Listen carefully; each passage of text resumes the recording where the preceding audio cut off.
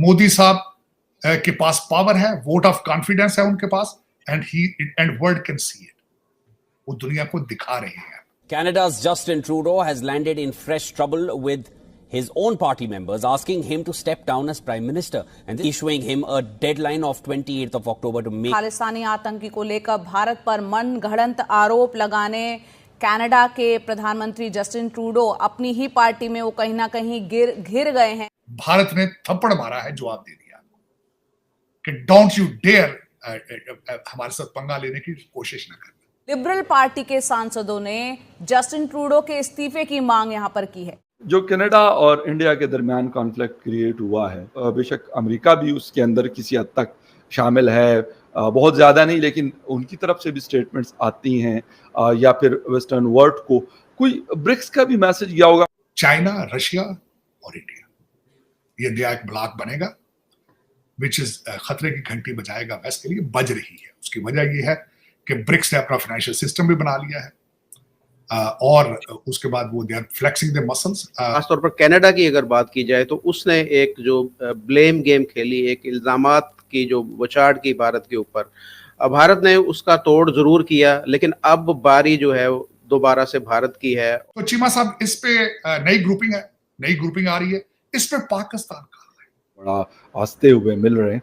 तो कहा जा रहा है कि वेस्टर्न वर्ल्ड के लिए बड़ा जैसे वो थ्रेट फील कर रहे हैं। और कई कंट्रीज इस वक्त लाइन में, जिसका आपने खुद फरमाया है कि पाकिस्तान भी उस लाइन में है कि ब्रिक्स का मेंबर बनना चाहेगा, लेकिन बनेगा किस तरह? वो जहां से कोई पैसे की कमिटमेंट आएगी उनके साथ चलेगा। नरेंद्र मोदी साहब का मैं अभी एक स्टेटमेंट पढ़ रहा था कि इंडिया को कोई हल्के में ना।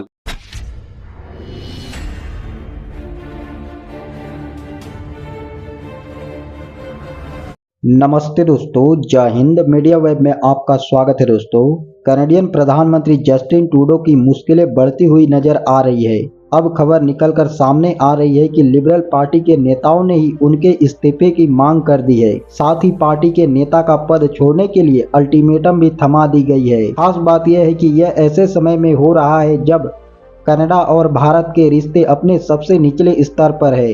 कनाडियन मीडिया के हवाले से बताया जा रहा है कि लिबरल पार्टी में ट्रूडो को हटाए जाने की कवायद तेज हो गई है। हाल ही में बंद कमरे में हुई बैठक के दौरान सांसदों ने ट्रूडो के सामने अपनी परेशानी रखी। खबर यह है कि ट्रूडो अपने ही पार्टी में असंतोष का सामना कर रहे हैं। सांसदों ने उन्हें भविष्य पर फैसला लेने के लिए 28 अक्टूबर की तारीख दे दी है।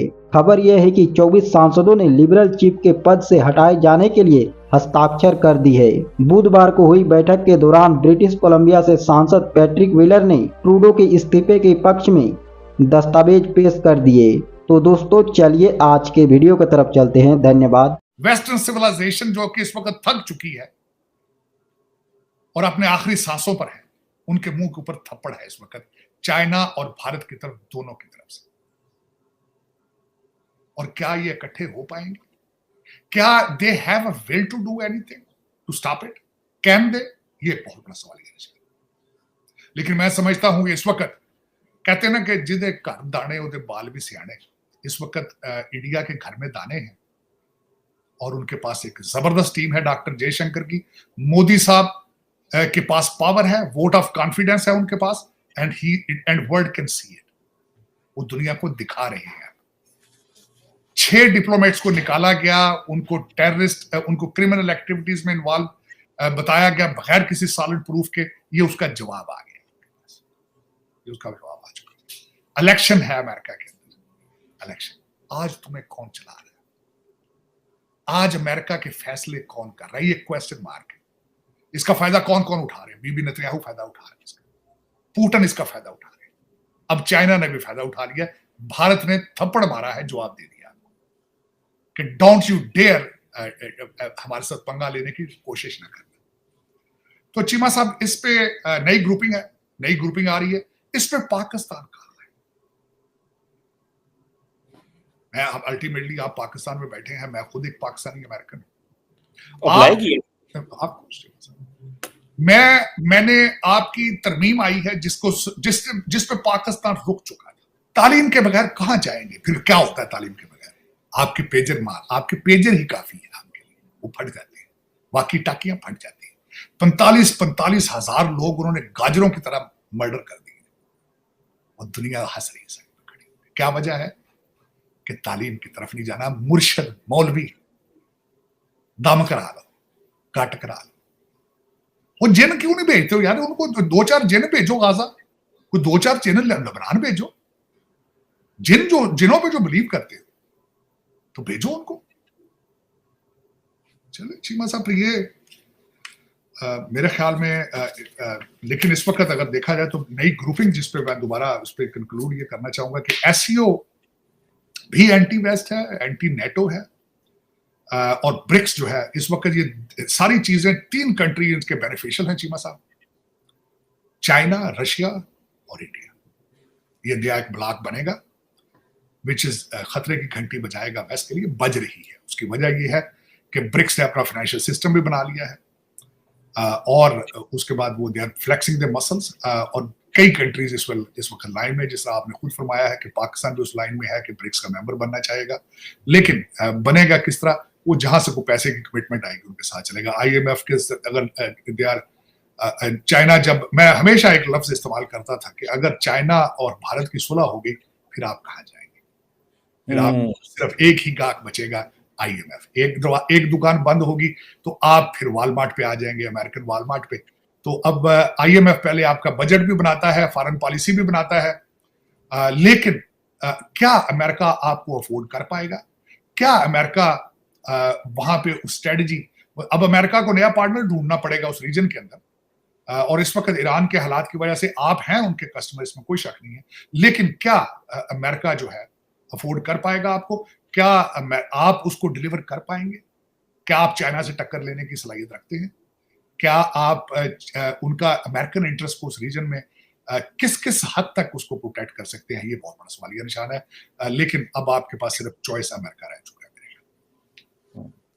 डॉक्टर साहब, ये तो बिल्कुल सही होगा, लेकिन ये जो शी जिनपिंग और मोदी साहब की मुलाकात है, वो इसको जारी बात है बड़ा एक बड़े एंगल से देखा जा रहा है।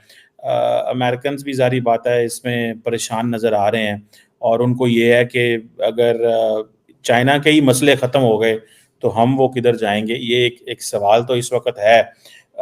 दूसरा, हम ताड़ साहब ये भी बताएं कि ये पाकिस्तान को ये जो पाकिस्तान के हवाले से करतारपुर कॉरिडोर जो है उस पे 5 साल का मजीद एग्रीमेंट हो गया। How do you find this? ये जो करतारपुर, ये जो जयशंकर साहब का दौरा था, आपको लगता है कि इससे चीज़ें बेहतर हुई हैं?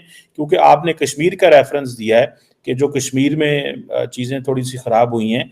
आप ये जो करतारपुर साहब पे ये जो 5 साल का मजीद दोनों मुल्कों ने एक्सटेंड किया है, इस पे थोड़ा कमेंट कीजिएगा। और मोदी साहब और शी जिनपिंग साहब जो हैं, ये जो मुलाकात हुई है, इसको पर्टिकुलरली वॉशिंगटन कैसे देखेगा? आपने ये जिक्र तो किया है कि थोड़ा सा, लेकिन ज़रा मैं चाहता हूँ इसमें थोड़ा डिटेल में जिक्र करें कि वॉशिंगटन के लिए ये कितना डैमेजिंग हो सकता है, क्योंकि अमेरिका की अपनी जो फॉरेन पॉलिसी है वो डॉलड्रम में है, क्योंकि वो भी डोमेस्टिकली बहुत ज़्यादा ऑक्यूपाइड है। चीमा साहब, 2 चीज़ें। इसको पहले पाकिस्तान के हवाले से मैं समझता हूं कि इस वक्त अगर देखा जाए तो एक बहुत बड़ी अपॉर्चुनिटी थी पाकिस्तान के लिए। देखें, मैं हमेशा बिलीव करता हूं कि आप अपनी क्राइसिस को to change into the opportunity. जब कश्मीर के अंदर हुआ था तो पाकिस्तान को फौरन कंडेम करना चाहिए था। या दूसरा, ये सिर्फ बातों की हद तक नहीं है, सिर्फ नवाज शरीफ साहब की स्टेटमेंट काफी नहीं है कि मोदी साहब को आना चाहिए तो 75 साल हमने जंगें नहीं की।